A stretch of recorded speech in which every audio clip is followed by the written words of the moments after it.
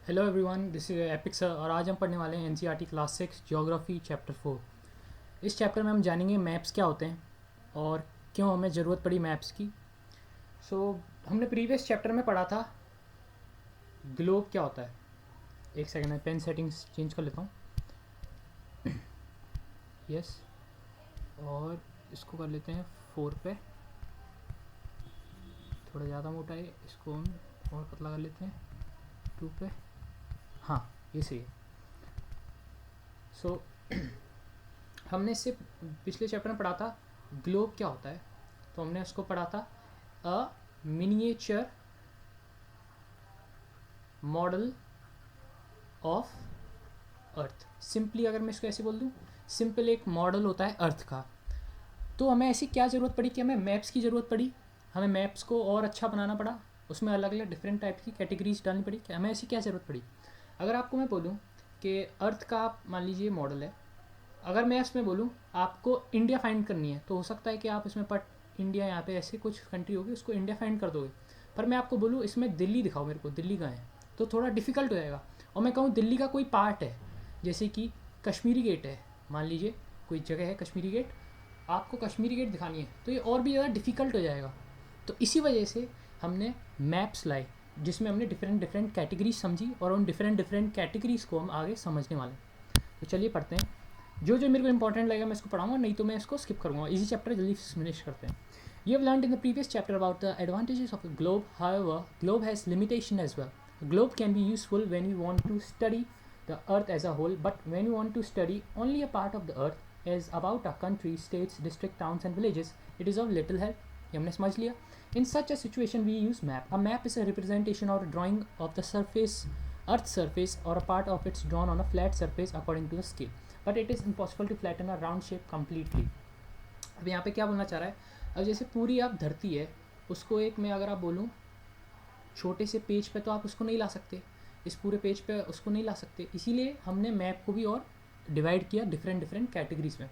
We find that maps are useful to us for various purposes. Our map shows a small area and few facts. Another map may contains many facts as a book, big book. When many maps are put together, उनको हम Atlas बोलते हैं। ये थोड़ा important point है, अगर आप इसको यहाँ पे नोट डाउन करें तो एटलस किसको कहते हैं, जब बहुत सारे मैप्स को हम पुट करते हैं एक जगह पे तो एटलस होती है।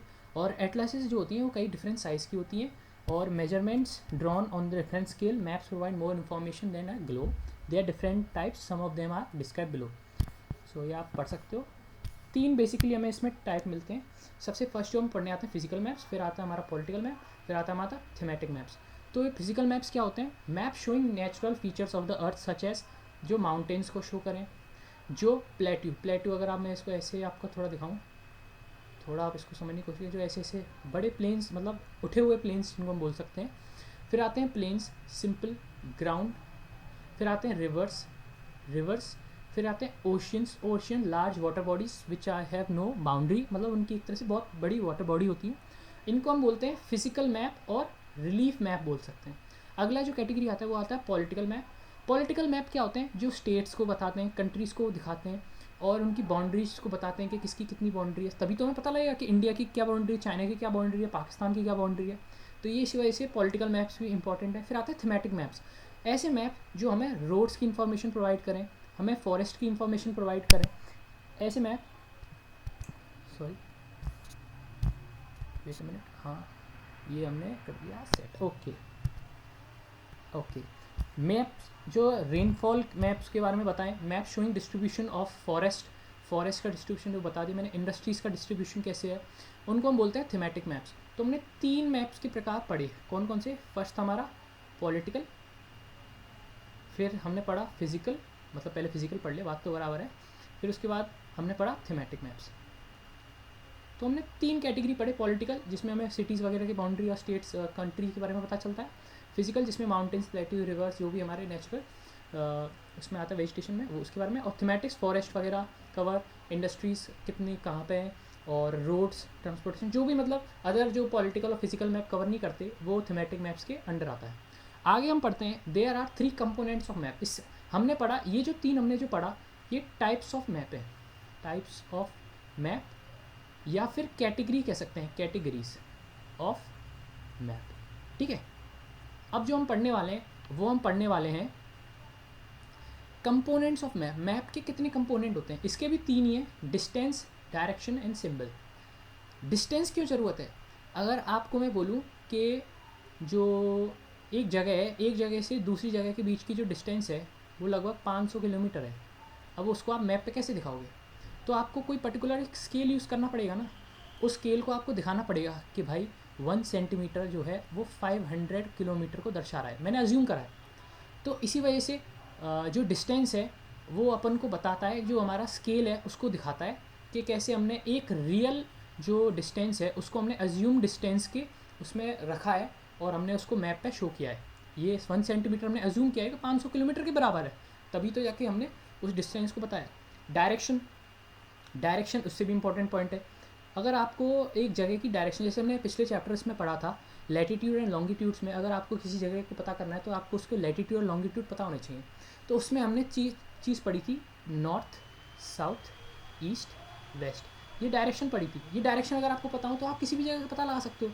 और एक्चुअली में अगर आपको नॉर्थ पता हो तो आपको पता है उसका अपोजिट साउथ है, और उसके जो इस साइड है वो ईस्ट है, और उसके जो इस साइड है वो वेस्ट है। और इसके साथ साथ आपको ये पता है कि ये वाली जगह नॉर्थ ईस्ट है, ये वाली जगह साउथ ईस्ट है, और ये वाली जगह साउथ वेस्ट है, और ये वाली जगह नॉर्थ वेस्ट है। ओके, सॉरी, पता नहीं शायद बग के कारण वो थोड़ा पीछे चला गया, पर कुछ बात नहीं, मैंने आपको जो समझाना था वो और समझेंगे और इनको पढ़ते हैं। तो maps are drawings which reduce the entire world और the part of it to fit on a sheet of paper, और we can say maps are drawn to reduce scales. जो बड़े बड़े स्केल्स हैं उनको हम एक जगह पर दर्शा देते हैं, simple. But this reduction is done very carefully so the distance between the places is real. It can only be possible when a small distance on a paper represents a large distance on the paper. Therefore, a scale is chosen for this purpose. Scale is the ratio between the actual distance on the ground and the distance shown on the map. For example, the distance between your school and a home. अब वही example से मैं बताना चाह रहा है कि आपके घर और आपके स्कूल जो है, मान लीजिए आपका हाउस है और ये आपका स्कूल है, और इसके बीच की जो डिस्टेंस है वो है 10 किलोमीटर्स। तो आपने उसको कैसे दर्शाया? आपने माना कि जो 2 किलोमीटर है वो 10 किलोमीटर्स को दर्शा रहा है। तो अगर मैं मानूँ, सॉरी 2 सेंटीमीटर, ओके, 2 सेंटीमीटर आपको रिप्रेजेंट कर रहा है 10 किलोमीटर्स को, लेकिन फिर 1 सेंटीमीटर कितने को रिप्रेजेंट करेगा? 5 किलोमीटर्स को। तो मैप पे आप दर्शाना चाह रहे हैं कि आपका जो 1 सेंटीमीटर है वो 5 किलोमीटर्स को दर्शा रहा है। तो हमें ये यूज़ करना पड़ता है, इसको हम स्केलिंग बोल सकते हैं, क्योंकि वो स्केल आपको बताएगा कि जो रियल डिस्टेंस है उसका हमको कंपैरिजन देता है। Okay, the scale of your drawing will be 1 centimetre equals to 5 kilometre. Third, scale is very important if any map, if you know the scale you will be able to calculate the distance between any two all places on a map. When large areas like continent or countries are to be shown on the paper, then we use small scale. For example 5 centimetre on the map will show, क्योंकि हमें उस time पे बड़े बड़े continents हैं, continents और continents के बीच में डिस्टेंस कई हज़ार किलोमीटर की होती है। तो इसी वजह से उस टाइम पे हमको 5 सेंटीमीटर को दर्शाना पड़ता है कि ये 500 किलोमीटर्स के बराबर है। ये होता है स्मॉल स्केल मैप। इसके बाद हम पढ़ते हैं लार्ज स्केल मैप। आप एक चीज़ ध्यान रखना कि स्मॉल स्केल मैप और लार्ज स्केल मैप में जो ज़्यादा डिटेल हमें बताता है वो लार्ज स्केल मैप हमें ज़्यादा डिटेल्ड चीज़ों को बताता है, डिटेल में हमको चीज़ों को बताता है। When a small area like a village or a town is to be shown on the paper, then we use a large scale, that is 5 centimeter map shown on 500 meters only on the ground. It is called a large scale map. Large scale maps gives more information than a small scale map. वही बात, वो हमको ज़्यादा information देता है small scale map से। आगे हम पढ़ते हैं direction. Most map contains an arrow marked with the letters. तो सिंपल से मैं एक और बार आपको रिपीट कर देता हूँ। अगर आपको पता है नॉर्थ ये डायरेक्शन है, तो आपको पता है कि साउथ इसके अपोजिट है, और नॉर्थ के जो लेफ़्ट साइड है वहाँ पे ईस्ट है, और नॉर्थ के राइट साइड है वहाँ पे वेस्ट है। वैसे ही आपको पता है कि इस साइड नॉर्थ ईस्ट है, इस साइड साउथ ईस्ट है, इस साइड साउथ वेस्ट है, और इस साइड नॉर्थ वेस्ट है। जो ये 4 पॉइंट्स है, नॉर्थ साउथ ईस्ट वेस्ट, जो आपके नॉर्थ साउथ ईस्ट वेस्ट, इनको हम बोलते हैं कार्डिनल पॉइंट्स। Cardinal points. और जो आपके पॉइंट्स हैं नॉर्थ साउथ नॉर्थ वेस्ट, उनको हम बोलते हैं जो हैं intermediate points.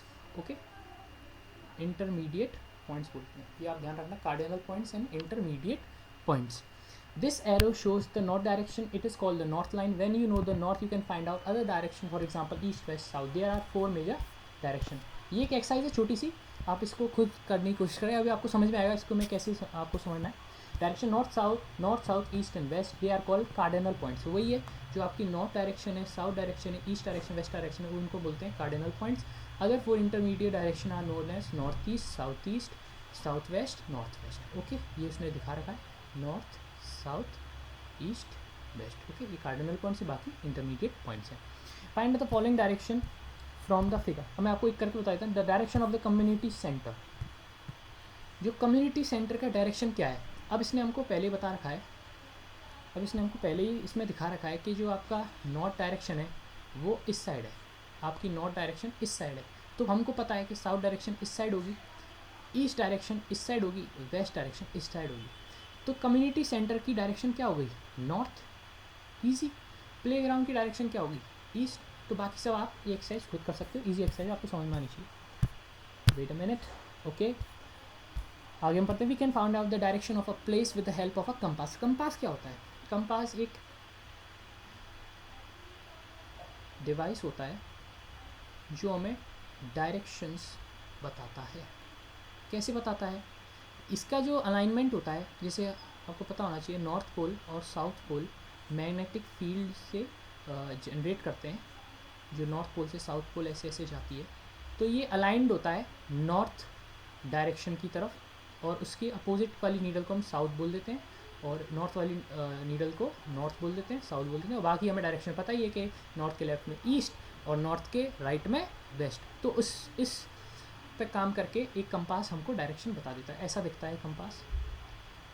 Instrument use to find out many direction, its magnetic needle always points towards north side direction. आगे बढ़ते हैं। Symbols, it is the third important component of a map. It is not possible to draw on a map the actual shape size of a different feature. अब आपको ये समझना भी चाहिए, अगर कोई मैप है, मान लीजिए ये आपका एक मैप है और यहाँ पे जो है आपकी बिल्डिंग्स हैं, तो एक तो तरीका ये है, पहला तरीका तो ये है, मैं डायरेक्ट लिख दूँ बिल्डिंग्स, यहाँ पे बिल्डिंग है, और मान लीजिए यहाँ पे है फॉरेस्ट, मैं यहाँ पे लिख देता हूँ यहाँ पे है फॉरेस्ट।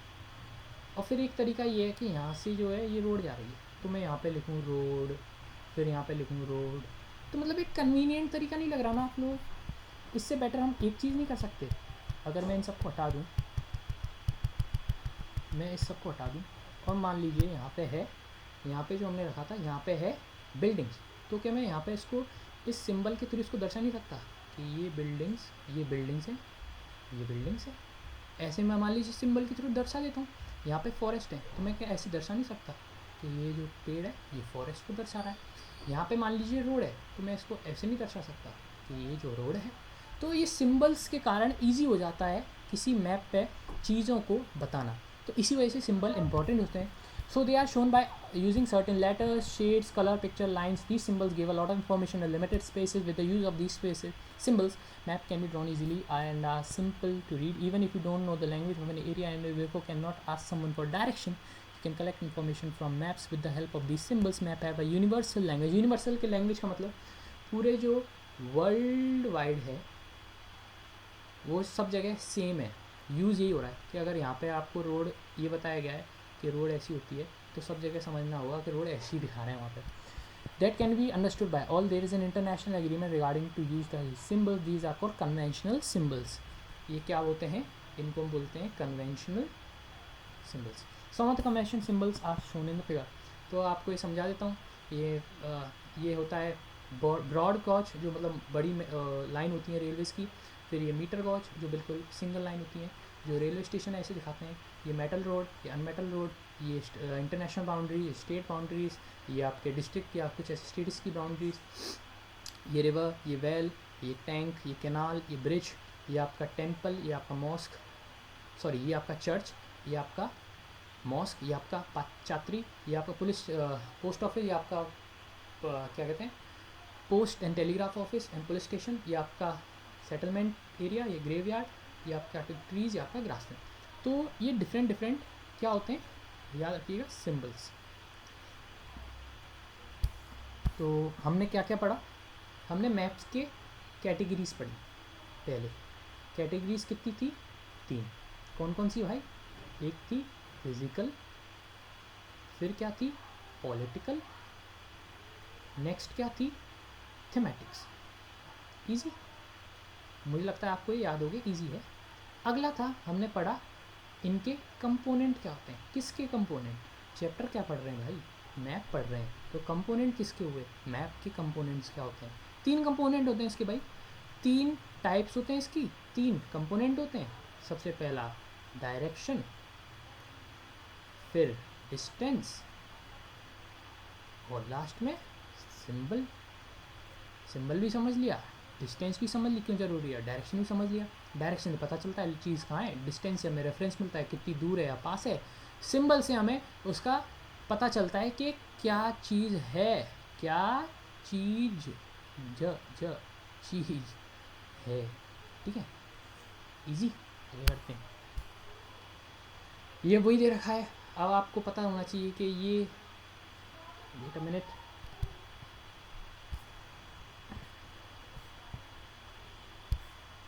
हाँ सही है, इसको बड़ा कर लेते हैं।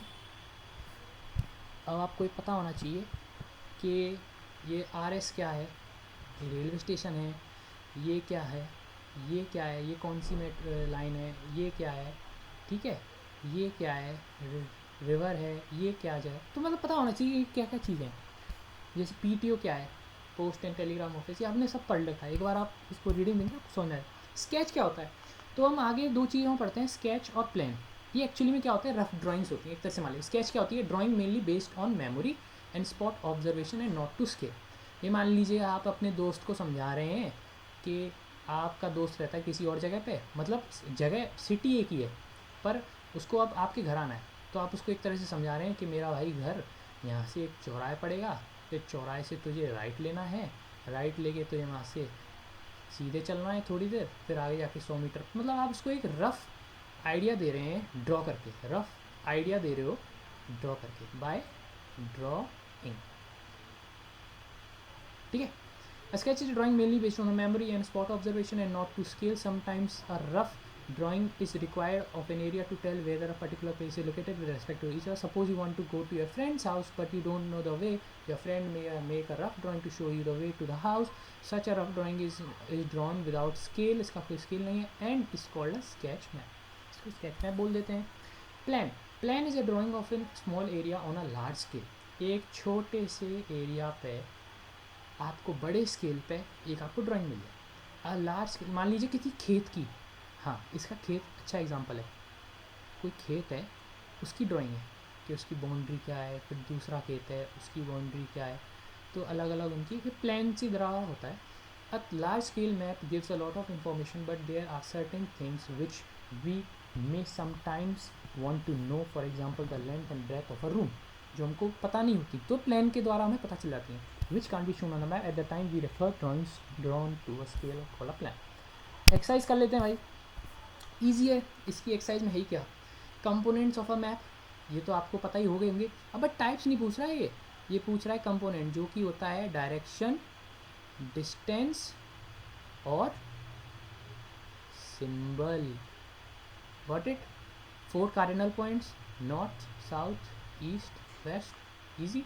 What do term made the scale of the map, scale से हमें रेफरेंस मिलता है, जो रियल डिस्टेंस है और जो अज्यूमिंग डिस्टेंस है उसके बारे में हमें रेफरेंस मिलता है। Okay, how map more useful than a globe, globe पे हम सब चीज़ के बारे में पता नहीं कर सकते, मैप को डिफरेंट कैटेगरीज और डिफरेंट कंपोनेंट्स में बांट के एक डिटेल एनालिसिस कर सकते हैं चीज़ों की, कि कौन सी जगह कहाँ है। ठीक है, distinguish between a map and a plane, plan, map एक मान लीजिए एक सिस्टमेटिक फॉलो होता है, उसका प्रोसेस होता है बनाने का, प्लान का एक रफ डायग्राम होता है, और सिंपली बोलें तो प्लान एक स्मॉल एरिया पे लार्ज स्केल ड्राइंग होती है। विच मैप प्रोवाइड्स डिटेल इन्फॉर्मेशन, तो डिटेल इन्फॉर्मेशन कौन प्रोवाइड करता है, अब कैटेगरीज तो 3 है, पॉलिटिकल, फिजिकल और थीमेटिक, लेकिन डिटेल इन्फॉर्मेशन कौन प्रोवाइड कर सकता है, लार्ज स्केल में, क्या लार्ज स्केल में आपको डिटेल इन्फॉर्मेशन प्रोवाइड करते हैं, डिटेल्ड इंफॉर्मेशन। ठीक है, आगे बढ़ते हैं। How do symbols help in reading map, simple है यार ये तो, सिंबल से क्या होता है। Map shown distribution of the forest are, forest का distribution, thematic map. The blue colour use for, या सिंपल है, water bodies, compass use to measure distance, पागल हो, मेन डायरेक्शन, हाँ, a scale is necessary for a for a for a map. ठीक है, तो ये आपने एक्सरसाइज कर ली और आपका ये चैप्टर आज हो गया है कंप्लीट। आगे मैं धीरे धीरे अभी थोड़ा स्लो हो रहा हूँ, अभी मैं जल्दी से स्पीड पकड़ के सब चीज़ों को कवर अप करने की कोशिश करूँगा। Thank you for watching this video guys. आशा करता हूँ आपको वीडियो अच्छी लगी हो। कोई आपका सुझाव हो या फिर आपका कुछ भी आपका कुछ क्रिटिसिज्म हो या कुछ भी आपको लगता हो कि मुझे कुछ और बढ़िया करना चाहिए, तो उसके लिए कमेंट है, आप मुझे कमेंट में बता सकते हैं। So thank you everyone for watching this video. Thank you. जय हिंद।